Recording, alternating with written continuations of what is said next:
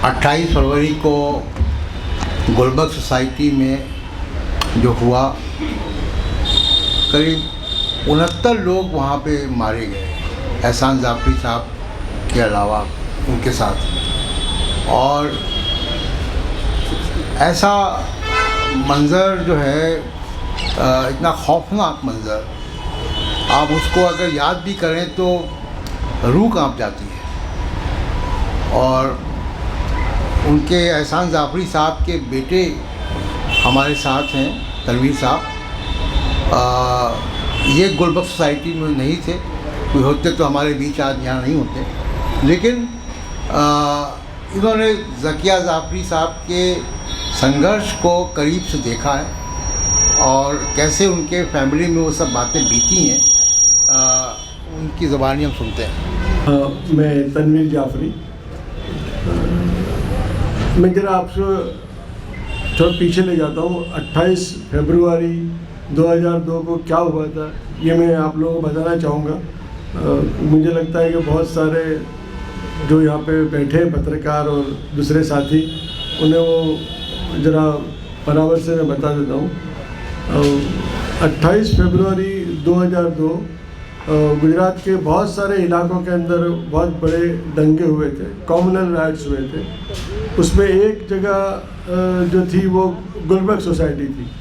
Gulberg society में मेरे अब्बा एहसान हुसैन जाफरी और मेरी माँ ज़किया जाफरी, ये दोनों माँ एक सोसाइटी के एक मकान में रहते थे।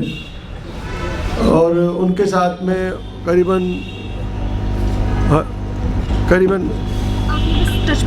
अच्छा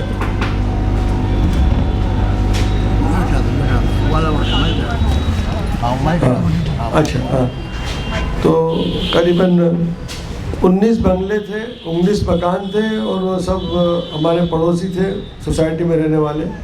मेरी अम्मी और अब्बा ज़किया जाफरी और एहसान जाफरी वो अकेले वहाँ रहा करते थे। हम तो सूरत में रहते थे और बाकी मेरे भाई और जगह रहते थे, भाई बहन।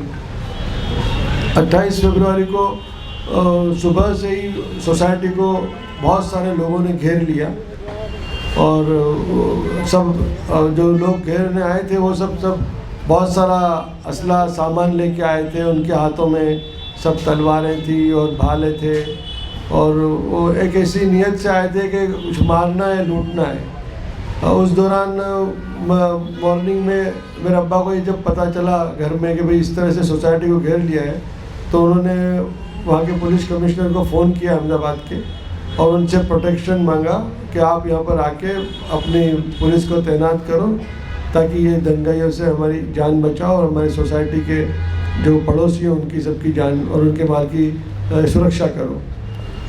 और मॉर्निंग के अंदर करीबन 9 बजे या 8 बजे, जैसे कि हमारे विटनेसेस ने बताया है, पुलिस कमिश्नर और उनकी एक टीम पूरी वहाँ पर आ गई। उन्होंने मेरे अब्बा से सोसाइटी के बाहर बात भी करी। सब लोगों ने देखा, बाहर के लोगों ने जो दंगाई थे उन्होंने भी देखा, सोसाइटी के जो विटनेसेस हैं हमारे जो बच गए उन्होंने भी देखा और वो सब उनके साथ में थे। कमिश्नर ने ये उनको भरोसा दिलाया कि हम एक अच्छी पूरी ताकत की पुलिस फोर्स यहाँ खड़ा करते हैं ताकि जो लोग दंगे करने आए वो डर से भाग जाएं। अब वो उनका जाना हुआ और थोड़ी देर में ही दंगे जो करने आए थे उनकी संख्या, उनकी तादाद बहुत बढ़ गई और उन्होंने पूरी तरह से सोसाइटी के ऊपर हमला शुरू कर दिया। शाम तक का करीबन यही वक्त होगा, 4 साढ़े 4 बजे ये तक था जब तक सोसाइटी को पूरी जला के राख कर दिया गया और उसमें 69 लोग 69 लोगों को शहीद कर दिया। इसमें मेरे अब्बा एहसान हुसैन जाफरी भी थे। और उस दौरान जब ये सब बाहर दंगे हो रहे थे, लोगों को मारा जा रहा था और मकानों को लूटा जलाया जा रहा था, मेरे अब्बा ने उनके जितने भी साथियों थे उनको फ़ोन किया था कि पुलिस का प्रोटेक्शन की बार बार मांग करी थी कि कहीं से भी कोई तरह की मदद आ जाए और लोगों की जान बच जाए। उसमें हमारे 2 विटनेसेस हैं, एक इम्तियाज़ पठान है और एक रूपाबेन दारा है। वो जब मेरे अब्बा करीबन दोपहर के टाइम में फ़ोन के ऊपर फ़ोन लगा रहे थे पुलिस डिपार्टमेंट में या उनके दूसरे पॉलिटिकल फ्रेंड्स को, तब वो उनके साथ में थे और उन लोगों ने ये अपने बयान दिए हैं कि उस वक़्त उन्होंने गुजरात के चीफ मिनिस्टर को भी फ़ोन किए थे। और जब आखिरी फ़ोन ऐसा कहना उनका है कि उनको किया था कि भाई आप कुछ भेजो यहाँ पे, उन्हें ये मालूम नहीं था कि ये सब किस लिए हो रहा है। वो सोसाइटी से बाहर निकले ही नहीं थे उस दिन 28 तारीख को। उन्होंने फ़ोन किया था। ये उन्होंने अपने बयान में कहा है कि उन्होंने जब फ़ोन किया उनको बहुत ही नेगेटिव रिप्लाई वहाँ से मिला फ़ोन के ऊपर, और वो जो रिप्लाई इस तरह ख़राब था इतना कि वो खुद बहुत मायूस हो गए। उन्हें लगा कि अब तो कोई बचने का उम्मीद हमें करनी नहीं चाहिए, क्योंकि जब इस स्टेट के सबसे टॉप जो टॉप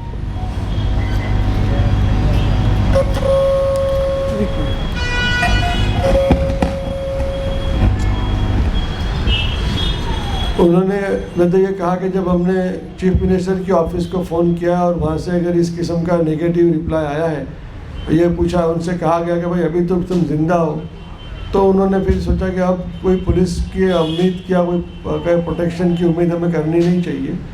और इस तरह से फिर वो मतलब उन्होंने उस वक्त उम्मीद छोड़ दी थी। और बाद में उन्होंने खुद ने अपनी कोशिश करी कि वो बाहर निकले घर से। घर में तो बहुत सारे लोग थे, उसमें 69 मैंने बता चुके हैं, उसमें से कितने लोग घर में थे, करीबन 40-50 लोग घर के नीचे की मंजिल में थे, जिसके अंदर चारों तरफ से आग लगा दी गई थी। वो खुद फिर बाहर निकले और उन्होंने दंगाइयों से बात करी कि भाई आप क्या चाहते हो, किसको मारने आए हो, ऐसा ये हमारे जो विटनेसेस ने बयान किया है। तब फिर जो कातिल थे, जिनके जो कातिलों के अंदर भी जो उनके सब आगेवानी कर रहे थे कत्लेआम की, वो लोगों ने मेरे अब्बा को खींच के ले गए बाहर और उनको कत्ल किया था। और जो घर में चारों तरफ से आग लगा दी थी तो बाहर वो बच के निकल नहीं सके, और इस तरह 69 लोग, करीबन 40 लोग उसमें घर में जल के मर गए। और जो बाकी थे वो घर की ऊपरी मंजिल थे, वो भी बहुत तकलीफ में थे क्योंकि पूरा घर नीचे से जल रहा था। तो उन्हें भी यही लग रहा था कि अब ये मतलब ऊपर भी आग पहुंच जाएगी, मगर वो आग ऊपर नहीं पहुंची। तो जो विटनेसेस है आज जो जिंदा है हमारे बीच में है, जिन्होंने ये सब बात हमारे को बयान करी है, वो बच गए और आज हमारे बीच में है। वो अहमदाबाद में सब हमारे पड़ोसी हैं, आज भी हम एक दूसरे से मिलते हैं, और उन्होंने से बातें बयान करी है और उसके बेसिस पे ये पूरा केस चला है। अब ये तो हुआ 28/2002 का वाक़या। अब शाम को फिर मेरी मम्मी जो है, बाकी जो विटनेसेस बच गए थे, जो सोसाइटी के मेंबर्स थे, उनको लेके फिर वो पुलिस की वाहन रात में 7:30-8 बजे, जब अंधेरा हो चुका था, उनको उन्होंने वहाँ से निकाला और फिर उनको रास्ते में छोड़ दिया। एक जगह है जो मैं ओपन मैदान था, वहाँ पे उनको छोड़ दिया गया। फिर लोगों ने अपने अपने तरीके से अपने अपने रिश्तेदारों के वहाँ पहुँच गए। मेरी मम्मी भी जो थी ज़किया जाफरी, वो भी अपने एक पहचान वालों के यहाँ पहुँच गई। कोई कुछ लोगों की मदद से वो पहुँच गई। वो तो अकेली थी उस वक्त, कोई लोगों की मदद से वो अपने एक रिश्तेदार के यहाँ पहुँच गई। और फिर मुझे मतलब कि रात में दूसरे दिन फ़ोन आया कि भाई मैं इस तरह से यहाँ बच के आ गई हूँ, तुम्हारे अब्बा भी कहीं छुपे होंगे तो आ जाएंगे। अब ये बात तो वहाँ ख़त्म हो गई। मैं सूरत से निकल के अहमदाबाद गया और मैंने अपनी अम्मी को जहाँ भी थी वहाँ से ला के अपने साथ में सूरत में रखा। जब तक मैं उनके पास गया, वो यही सोच रही थी कि जाफरी साहब भी कहीं जगह, जैसे और सब लोग बच गए हैं, वो भी मतलब कहीं जगह छुप गए होंगे और वो भी धीरे से निकल के आ जाएंगे 1-2 दिन में, ऐसा उनका अनुमान था। उनको ये कुछ मालूम नहीं था कि इस तरह से उनके साथ क्या हुआ, हादसा हुआ है। जब फिर थोड़ी दिनों में उनको इस बात का एहसास हो गया कि नहीं, जाफरी साहब भी कत्ल हो गए और बाकी सब भी जो पड़ोसी अपने बहुत सारे कत्ल हो चुके हैं। अब उनके सामने तो उस वक्त एक बहुत मतलब कि अंधेरा ही था, कह सकते हैं। हमने क्या करेंगे, मतलब वो पूछते थे। अब हम भी सोचते थे कि इतना बड़ा हादसा हुआ है, पूरे गुजरात के अंदर जगह जगह दंगे हुए हैं, तो ये तो अब किस तरह से आगे क्या होगा, क्या विटनेसेस हमारे जवाब देंगे, बयान देंगे और कोर्ट में क्या केस चलेगा, ये सब एक, क्योंकि मेरे अब्बा खुद वकील थे और मेरी अम्मी को भी वकालत की थोड़ी बहुत तो उनके साथ रह के जानकारी हो ही गई थी। तो उन्होंने ही कहा कुछ केस वगैरह चलेंगे तो लोगों को सज़ा होगी, ये बात उनके दिल में एक छोटी सी जगह थी। अब धीरे धीरे जब ये केस चला और बातें और बाहर आई और ये लगने लगा कि ये दंगे करा हुए तो हैं, पर इसके पीछे एक साजिश भी है, तो वो ये पूछा करते थे कि जो दंगों के जो विटनेसेस हैं हमारे, जिन्होंने नाम दिए, वो तो सज़ा उनको मिलेगी या नहीं मिलेगी, ये तो एक अपनी जगह एक कोर्ट का भी जजमेंट आएगा। मगर जो पीछे थे लोग इनके, जिन्हों के वजह से दंगे हुए, अपने घर से एक्चुअली मैं आपको बता दूँ, सोसाइटी, गुलबर्ग सोसाइटी के अंदर ही एक पुलिस चौकी भी है। सोसाइटी की कंपाउंड के अंदर पुलिस चौकी है एक छोटी सी, और जो पुलिस कमिश्नर हैं और बाकी कमिश्नरों के जो बड़े ऑफिसर्स हैं वो भी सोसाइटी से 5 मिनट की दूरी के ऊपर उनकी ऑफिस है। तो शाम तक बोले कोई प्रोटेक्शन नहीं आया, इतने सारे लोग शहीद हो गए और पूरे सोसाइटी को जला दी गई, अच्छे बड़े मकान थे सब। तो वो उनके जहन में ये ख्याल तो चला ही करता था, पर वो कोई इसका क्या सॉल्यूशन आएगा, क्या नतीजा आएगा, क्या कैसे कुछ करा जाए, उन्हें कोई उसका अंदाज़ा नहीं था। और फिर जब ये केस चलने लगे और जब नानावटी कमीशन बिठाया गया और उसके अंदर जब फिर जो गुजरात के IAS ऑफिसर्स थे उन्होंने अपनी पिटिशन्स रखी कि भाई एक्चुअली हुआ क्या था उस दिन 28 तारीख को, और 28 तारीख को उसके बाद क्या हुआ था।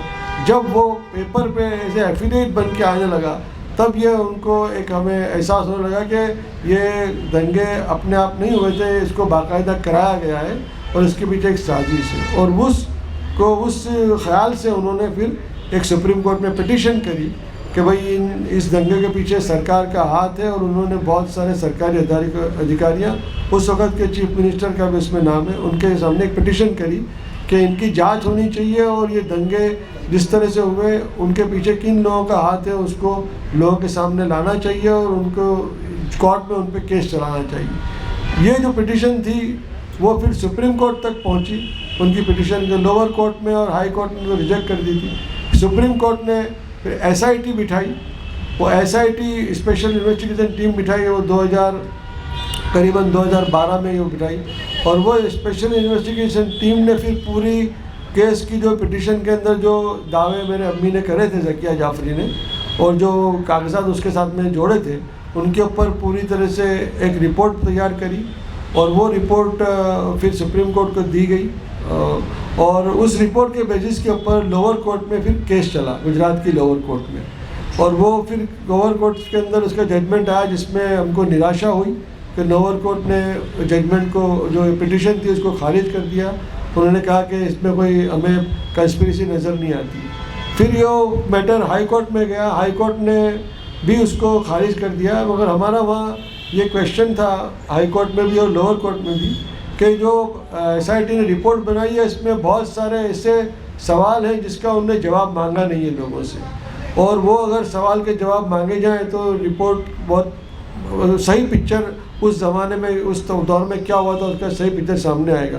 अगर सवाल पूछे नहीं गए तो उसका जवाब नहीं है।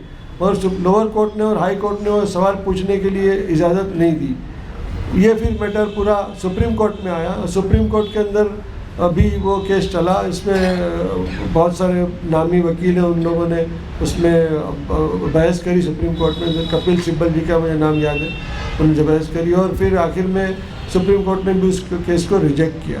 अब ये पूरा जो केस चला 2022 में इसको रिजेक्ट करा उन्होंने पिटिशन, उसको हमने फिर अपील नहीं करी है। अब ये जो पूरा केस चला इसके पीछे जो हमारे लिए सबसे बड़ी ताकत थी हमारे विटनेसेस के लिए, वो थी मेरी अम्मी ज़किया जाफरी। मतलब उन्हों को जब भी वो विटनेस मिलते हैं तो वो यही कहते हैं कि आप तुम सब्र करो, कुछ न कुछ तो नतीजा आएगा। क्योंकि सोसाइटी उस दिन से 28 फरवरी 2002 से आज तक उसी हालत में है जिस तरह उस दिन वो छोड़ के आए थे। 28 फरवरी को शाम को 7 बजे सोसाइटी से जो लोग निकले थे फिर वहाँ कभी गए नहीं है। और वो सोसाइटी आज उसको 23 बरस होने आए, वो सोसाइटी आज भी इसी तरह से है। और इस दौरान में मतलब कि अम्मी की भी उम्र बहुत बढ़ गई, 70 वर्ष की थी, फिर वो 80-65 हो गई। थोड़ी बहुत चीज़ें उनको याद रहती भी थी, नहीं रहती थी। बट ये मामला जो हादसा हुआ था और उस जो बात वहाँ हुई थी 28 फरवरी को, उसको बराबर उनको याद थी। और जब भी कई पत्रकार भाई आते थे तो वो बराबर उसको बयान करते थे और वही बोला करते थे कि मुझे पूरी इंसाफ की उम्मीद है। और जहाँ से भी उनको कभी भी होप नज़र आती थी, उम्मीद, तो वहाँ वो ज़रूर जाते थे और उनसे मदद लेके केस को आगे बढ़ाते थे। तो और ये जो केस चला, जैसे कि अपने नित्या जी ने कहा अभी कि जो केस अलग अलग जगह दंगे हुए थे और अलग अलग लोगों ने उसमें शामिल हुआ था, मगर उसके पीछे एक कॉन्स्पिरेसी थी, वो एक नज़र आई हमें और हमारे दूसरे साथियों को। और फिर उसका एक पिटिशन बना के हमने कोर्ट के सामने रखा कि अगर आप इसको एक अलग अलग दंगे देखते हैं तो वो कॉन्स्पिरेसी नज़र नहीं आती, मगर अगर ये पूरी चीज़ को शामिल किया जाए और जिस तरह से दंगे हुए हैं, जिस तरह से शहर पुलिस स्टेशन के पास में दंगे हुए हैं, कमिश्नर के ऑफिस के पास में दंगे हुए हैं, तो उससे ये बात साबित होती है कि वो जो जिसकी जिम्मेदारी थी बचाने की लोगों की जान की, वो इनएक्टिव थे। तो क्यों इनएक्टिव थे वो उसका हमें पता लगाना ज़रूरी है। और वो ही उम्मीद से उन्होंने ये पूरी पिटीशन खड़ी करी थी। उसमें हमारे को बहुत लोगों ने साथ भी दिया। हमने जैसे तिस्ता जी को हम हर वक्त याद करते हुए हमारे NGO के पूरी पहले दिन से हमारे सपोर्ट में रहे। अहमदाबाद के बहुत सारे वकील हैं, दिल्ली के बहुत सारे वकील हैं, उन लोगों के साथ रहा कि ये पूरा जंग हम यहाँ तक लेकर आए। और आज जब हम लोग उनको याद करते हैं कि भाई ये, जबकि सुप्रीम कोर्ट से तो हमको नाउम्मीद ही मिली, मगर जो भी केस हुआ, जो भी हमने डॉक्यूमेंट सबमिट करे, जो भी SIT के थ्रू पेपर जनरेट हुए, और जो आज हमारे बीच में एक कागज़ मौजूद है, मतलब आज सुप्रीम कोर्ट में मौजूद है और भी जगह मौजूद है, अगर कोई भी उन कागज़ों को फ्यूचर में पढ़ेगा और उसको एनालाइज करेगा तो उसे ये आसानी से मालूम हो जाएगा कि भाई ये दंगे किसने कराए थे और किसका इसके पीछे हाथ था। तो वो हिस्ट्री वक्त आएगा जो उसको, उन बातों को लोग पढ़ेंगे और उसमें से अपने अपने निष्कर्ष निकालेंगे। तो मैं समझता हूँ कि जब हम कहेंगे हमको पूरा इंसाफ मिल गया, ठीक है, अभी नाउम्मीदी हुई है थोड़ी सी, मगर वक्त जो है वो हमें इंसाफ दिलाएगा, ऐसा हमारा यकीन है और हमारे साथियों का यकीन है। शुक्रिया सर सुनने के लिए।